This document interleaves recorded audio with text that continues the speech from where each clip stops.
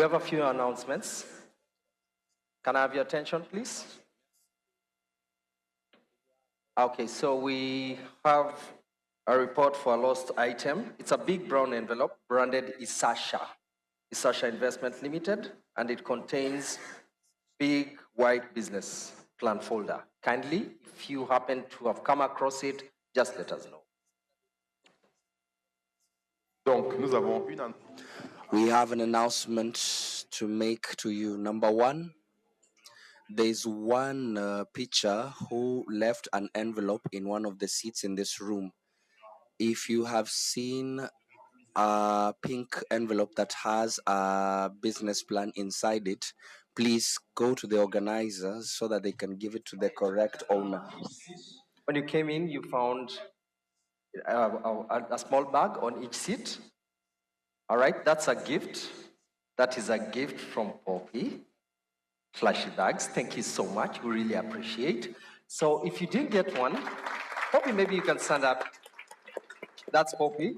That's a gift from Trashy Bags. We really appreciate. If you didn't get one, kindly just let us know. Thank you. Donc, merci Poppy pour les. First of all, Poppy, thank you for the gifts. The things that you found on your seats and tables is a gift from Trashy Bags. If you haven't received one, we can tell us and then we can inform her to give you your gift. Thank you for coming back. We're going to continue with our activities of this second day. And we have the third presentation of success stories. Someone will come here and speak to us about their experience and their journey in this impact initiative where he was the lead. I call Dr. Matthew Egesa to come and present to us his success story. Welcome. Welcome, Dr. Matthew Igesa.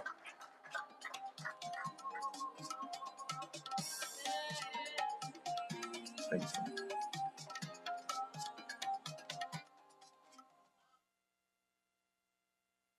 Good morning, distinguished ladies and gentlemen. It is such a great honor to be on this stage today. I'd like to share a perspective that I strongly believe concerns all of us in one way or another. A perspective on what we all do, either as entrepreneurs, investors, development partners, or government. In the triple bottom line, profit, people, and planet, the perspective I'd like to share looks deeply on the people component. It aims to increase not only resources, but looks further at what those resources can enable people do or become. It aims at expanding people's real opportunities to pursue particular activities or states of being that they value or have reason to value. Shebwana is my good friend. He's 29 years old, happily married. Together, they've been blessed with an adorable and bubbly 3-year-old son, Mohammed, fondly known as Moha. Shebwana deeply loves his family and would want to provide the very best for them. Shebwana is talented and highly skilled in fishing. Lamu County, being a county of many festivals, Shebwana emerged top in the fishing competition during Kiwayu's inaugural cultural festival.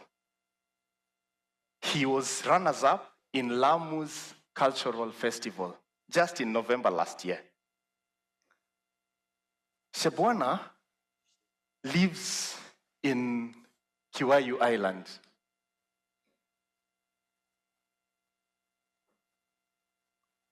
Shebwana lives in Kiwayu Island, and it is arguably the most beautiful island of all the islands along the Kenyan coast. Maybe you could help with this, maybe on the slides. Kiwayu Island is arguably the most beautiful of all islands along the Kenyan coast. Let the screen resolution not fool you. It is up north in the Lamu archipelago.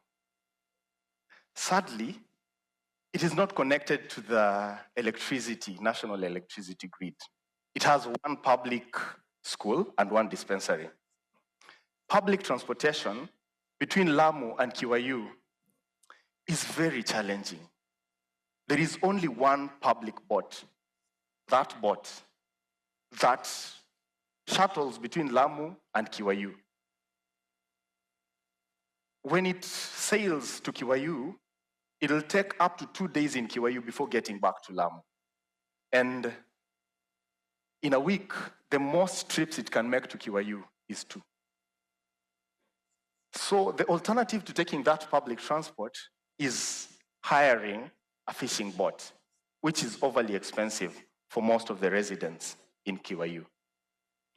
Let us switch gears, and let me introduce you to Kumbatia Seafood. It's a venture that provides world-class seafood based out of Mombasa and conserves marine ecosystems. It lifts small-scale fishing communities out of poverty. Kumbatia works with Shebwana and 140 other fishermen all across 7 communities in Lamu County. It deals with the challenges of limited market access, low buying price for the fish, high input costs, and destructive fishing habits among the communities. It does this by providing a premium market access for the fishermen. It also provides training for the fishermen on industry-based post-harvest handling methods to ensure highest quality of their products. Additionally, it provides the necessary resources for these fishermen on their fishing expeditions, such as ice, bait, fuel, and coolers. But in order for Kumbatia to provide the fishermen the premium prices, the fishermen must adhere to sustainable fishing practices. Now let's get back to Shebwana. Since as a result of the premium prices that he gets from the fishermen, from Kumbatia, he's been able to buy up a lot of land and he's put up a foundation for a stone house. And as a result of personal savings enabled by VUA Solutions, he's been able to purchase 2 fishing reels that are expensive generally to most of the fishermen. And over low fishing seasons, he normally takes his family to Mombasa City. This visit just to the city is something they really look forward to. And it's because it's also out of reach for many of the residents in Kiwayu. Sadly, in January of this year, Shebwana's wife contracted a rare skin condition. She developed dark patches with itchy, small bumps. Shebwana took her to the dispensary. But the dispensary could not deal with it. They referred her to Lamu. Though a couple of days passed before she could start medication, though Shebwana had the cash, the wife could not start medication immediately. Just put yourself in Shebwana's shoes at that time. As we reflect upon Shebwana, I'd like to borrow an analogy from Amartya Sen, the bicycle analogy. The bicycle, as a resource, is not an end in itself. It enables us to achieve real opportunity of mobility.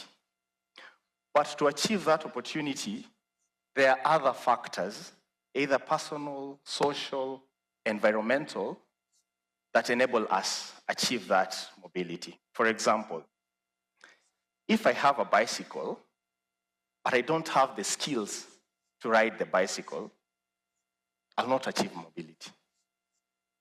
If I have a bicycle and I'm abled differently, I don't have legs, I'll not be able to achieve. Further, if I have a bicycle and the roads are muddy and impassable, I'll not achieve mobility. And lastly, if, let's say, for example, a lady has a bicycle in a society that abhors ladies riding a bicycle, she'll definitely have the resource, the bicycle, but will not achieve mobility. In our Shebwana's case, he had increased income. However, he could not immediately start the process of the wife regaining good health. So this is a call to all of us in our work, the people in our work, the Shebwanas in our work. Let's think deeply and move from a space of just the resources to think deeply about how we could move to the space of real opportunities for them. So this is a call to all of us to expand the opportunities, the real opportunities for all of our Shebwanas to pursue activities and states of being that they value or have reason to value. Thank you so much.